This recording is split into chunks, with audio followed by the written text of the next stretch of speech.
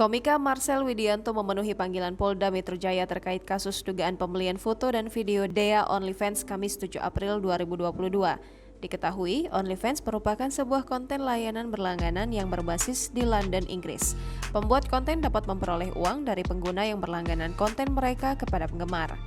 Nama Dea OnlyFans cukup menjadi pusat perhatian publik setelah dirinya ditetapkan sebagai tersangka karena mengunggah konten foto dan video syur miliknya di sebuah platform media sosial OnlyFans. Sementara itu, komika Marcel Widianto diduga telah membeli sebanyak 76 video Dea OnlyFans.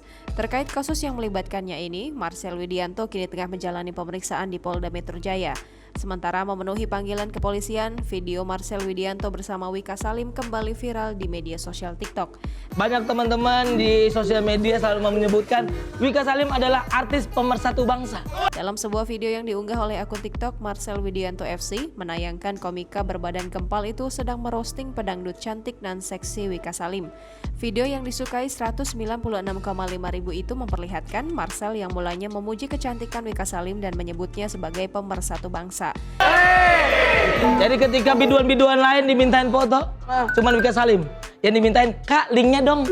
Dalam konten roastingnya, Marcel menyebut bahwa kaum Adam kerap meminta link dalam kolom komentar unggahan-unggahan Wika Salim. Wika Salim pun menanggapinya dengan senyuman saat di-roasting oleh Marcel, seperti membenarkan apa yang dikatakan Marcel.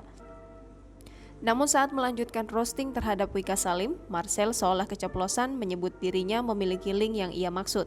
Wika Salim yang mendengarnya pun sedikit kaget sembari tertawa. Lantaran tak ingin salah paham, Marcel pun langsung mengatakan bahwa link yang dia maksud adalah materi roasting yang akan ia bawakan.